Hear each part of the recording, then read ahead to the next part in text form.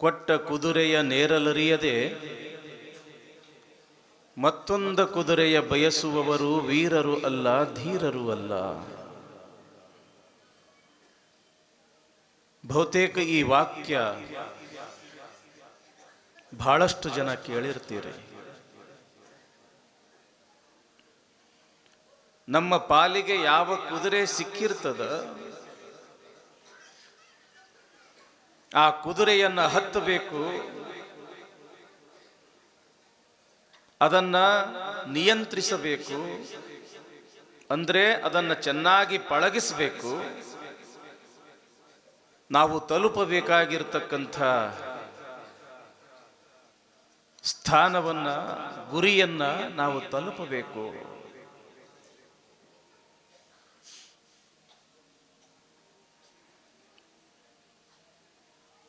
ಕೊಟ್ಟ ಕುದುರೆಯ ನೇರಲರಿಯದೆ ಮತ್ತೊಂದ ಕುದುರೆಯ ಬಯಸುವವರು ವೀರರು ಅಲ್ಲ, ಧೀರರು ಅಲ್ಲ.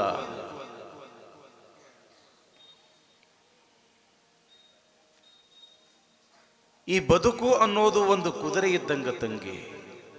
ನಾವೇನು ಬಾಳಕತ್ತೀವೆಲ್ಲ, ಜೀವಿಸಕತ್ತೀಯಲ್ಲ, ಇದೂ ಕೂಡ ಒಂದು ಕುದುರೆ ಇದ್ದಂಗ. ಬಡತನನ ಇರಲಿ, ಶ್ರೀಮಂತಿಕೆನೇ ಇರಲಿ, ಕಷ್ಟನ ಇರಲಿ, ಸುಖನ ಇರಲಿ, ಅದನ್ನ ಚೆನ್ನಾಗಿ ನಾವು ನಮ್ಮ ಬದುಕನ್ನ ಸುಂದರಗೊಳಿಸ್ತಕ್ಕಂಥ ಒಂದು ಶಕ್ತಿ ನಮ್ಮಲ್ಲಿ ಇರಬೇಕು.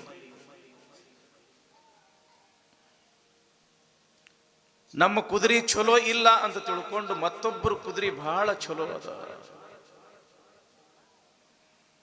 ನಮ್ಮ ಕುದುರೆ ಕುಂಟತದ, ಕೆಡುತ್ತದ ಅಂತ ತಿಳ್ಕೊಂಡು ಅವಗುಣಗಳನ್ನೇ ಎಣಿಸ್ಕೊಂತ ಹೋದ್ವಿ ಅಂತಂದ್ರ ನಮ್ಮ ಬದುಕು ಸುಂದರ ಆಗೋದಿಲ್ಲ.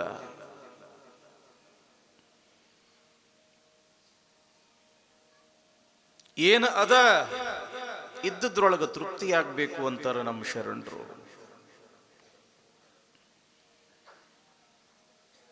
ಮನುಷ್ಯನ ಮನಸ್ಸು ಅಸಮಾಧಾನ ಆಗ್ತದ ಯಾವಾಗ ತಂಗಿ?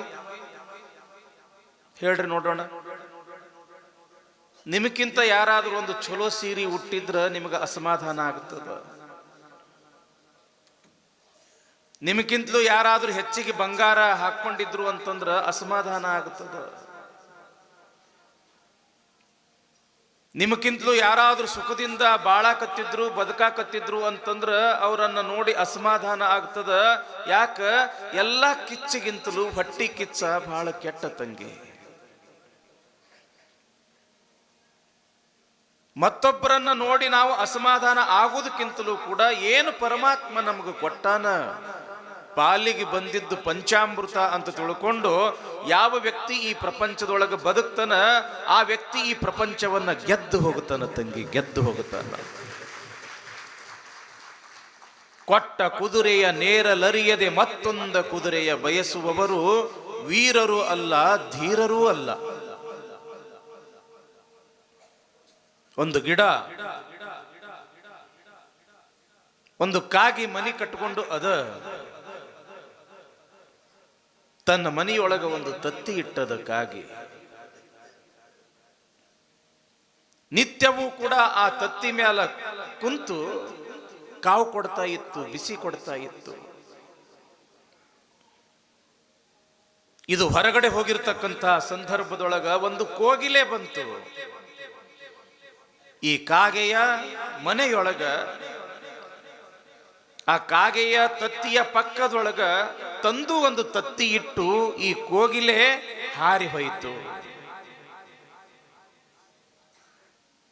ಯಾವಾಗ ಕಾಗೆ ಬಂತು, 2 ತತ್ತಿ ಇದ್ದು. ಪಾಪ ಆ ಕಾಗೆ ತಿಳ್ಕೊಳ್ತು, ಇದನ್ನು ಕೂಡ ನಂದ ತತ್ತಿ ಇದ್ದಂಗ ಕಾಣಿಸ್ತದ ಅಂತ ತಿಳ್ಕೊಂಡು ಎರಡರ ಮ್ಯಾಲೂ ಕುಂತು ಕಾವು ಕೊಡಾಕತ್ತು.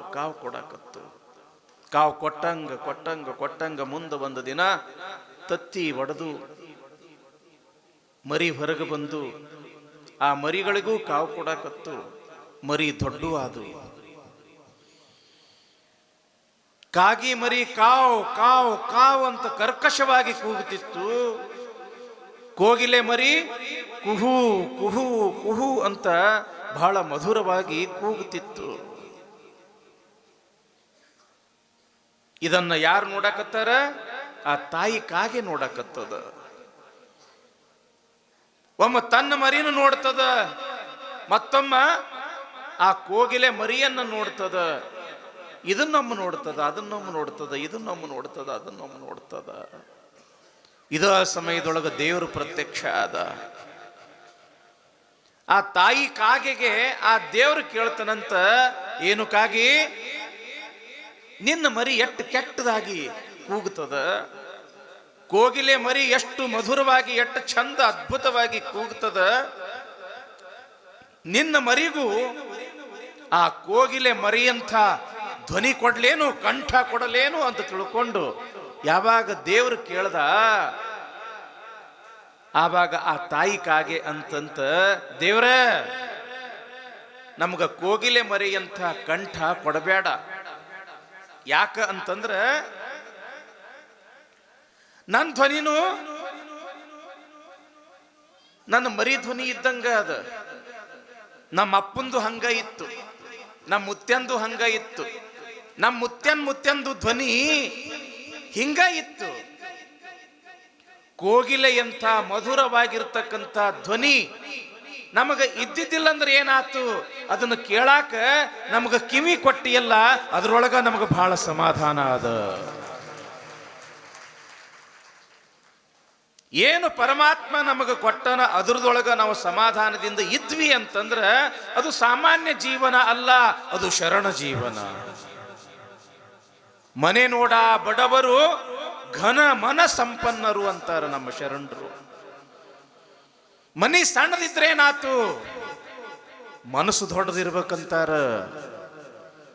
ನಾವೇನು ಮಾಡ್ತೀವಿ, ನಮ್ಮ ಮನಿ ಸಣ್ಣದದ, ಅವ್ರ ಮನಿ ನೋಡು ಎಷ್ಟು ದೊಡ್ಡದದ.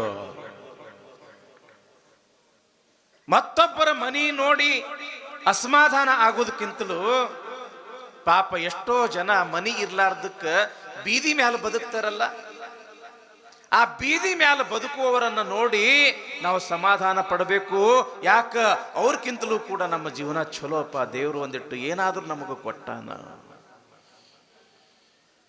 ಪಕ್ಕದ ಮನೆಯಾಗ ಯಾರಾದ್ರೂ ಫ್ರಿಜ್ ತಂದ್ರು ಅಂತಂದ್ರೆ ಹೊಟ್ಟಿ ಉರಿತದ. ನೋಡು, ಅವ್ರು ಫ್ರಿಜ್ ತಂದಾರ, ಕಾಯಿಪಲ್ಯ ಹಣ್ಣು ಹಂಪಲ ಉಳಿದಿರ್ತಕ್ಕಂಥ ಅಡ್ಗಿ ಎಲ್ಲ ಫ್ರಿಜ್ನಾಗ ಇಡ್ತಾರ, ಕೆಡುವುದಿಲ್ಲ ಅಂತ ತಿಳ್ಕೊಂಡು ಮನಸ್ಸಿಗೆ ಬಂದಿಟ್ಟ ಅಸಮಾಧಾನ ಆಗ್ತದ. ಹಿಂಗ ಅಸಮಾಧಾನ ಮಾಡ್ಕೊಳ್ಳೋದಕ್ಕಿಂತಲೂ ಅವ್ರಕ್ಕಿಂತ ನಮ್ಮದ ಚಲೋ. ಯಾಕ, ಅವ್ರು ಫ್ರಿಜ್ನಾಗ ಇಟ್ಟಿದ್ದು ತಂಗಳ ಹೊಂಗಳದು ಉಣ್ತಾರ, ನಾವು 3 ಹೊತ್ತು ಬಿಸಿ ಬಿಸಿ ಮಾಡಿ ಉಣ್ತೀವಿ ಅಂತ ತಿಳ್ಕೊಂಡು ಸಮಾಧಾನ ಪಡ್ಕೋಬೇಕು ತಂಗಿ. ಹೌದಲ್ರಿವ? ಎಲ್ಲಿ ಸಾರ್ಥಕತೆ ಐತಿ ಅಂತಂದ್ರ ಸಮಾಧಾನ ಪಟ್ಕೊಳ್ಳುವಲ್ಲಿ ಸಾರ್ಥಕತೆ ಅದ. ಅದಕ್ಕ ನಮ್ಮ ಶರಣರಂತಾರ, ಸಾಕ್ ಅಂದವನ ಶ್ರೀಮಂತ, ಬೇಕ್ ಅಂದವನ ಬಡವ. ಎಷ್ಟಿದ್ರು ಕೂಡ ಇನ್ನು ಬೇಕು ಬೇಕು ಬೇಕು ಬೇಕು ಅನ್ನೋದು ಇತ್ತು ಅಂತಂದ್ರ